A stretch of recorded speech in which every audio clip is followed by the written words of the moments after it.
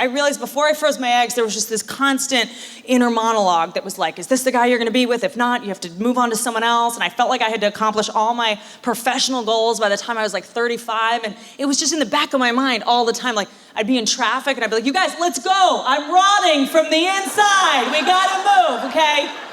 Uterus is molding. Let's move.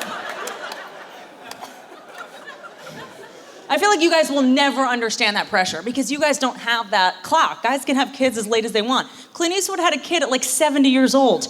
Robert De Niro had one at like 68, which is so weird to me. The idea of having a kid at 68 years old, that's like being like, I really want a kid, but only for like 10 years.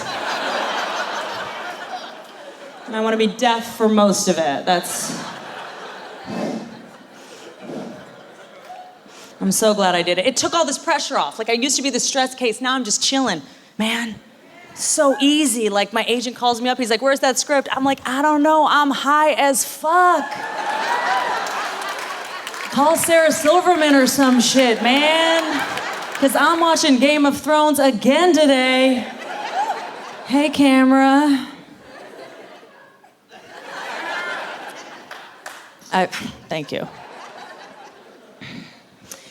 You freeze your eggs for a couple of reasons. If you want to postpone having kids, also if you want to get a surrogate at some point, which I'm kind of obsessed with the idea of getting a surrogate. It's like you hire a woman to carry your kid for you, which I really want to do at some point. But I feel kind of guilty about that idea because when you get a surrogate, you're essentially like asking another woman to do your dirty work for you. It's like worse than a guy getting a hooker. Because when you get a hooker, you guys just want to use a woman's body for an hour. I want to use it for 9 months and totally wreck it. I'm literally gonna destroy that shit. It's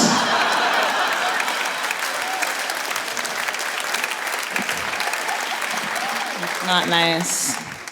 I just feel like I would like my kid so much more if I didn't carry my kid. Does that make sense? Like, I totally support those toddler and tiara moms. I think those kids should work. I think they should have to tap dance to pay for all the damage they did to those poor women.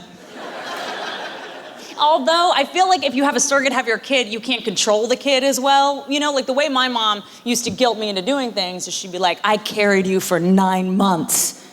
I'd be like, that's a good point.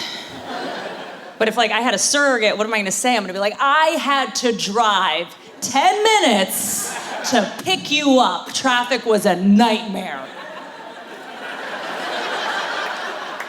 Yeah, it's not as good. When you freeze your eggs, the doctor asks you if you want to get a donor, like a sperm donor, because if you want to freeze embryos, you know, like basically if you freeze an embryo, that means a sperm fertilizes the egg. And I was like, I don't have any sperm available in my house at the moment. So he's like, maybe you should get a donor. And I wasn't really ready for that, but I got super obsessed with the kind of person who would become a sperm donor. So I went online and I was like on the donor site. You'd think that sperm donors were complete losers. Not true. In order to be a sperm donor, you have to be at least 5'8". I was like, I'm sorry, what shallow bitch was 45 years old, not married, no options, goes into the sperm bank, is like, oh, 5'7"? Never mind, I'm gonna get on Farmers Only and take my chances. Fuck that weirdo midget. And in order to be a sperm donor, you have to have at least 4 years of college. I was like, I don't want my sperm donor to have 4 years of college. Because if you have 4 years of college and you're jerking off into a cup for $100, you're a drug addict. And if you don't have 4 years of college and you're jerking off into a cup for $100, you're an entrepreneur, and I like your hustle.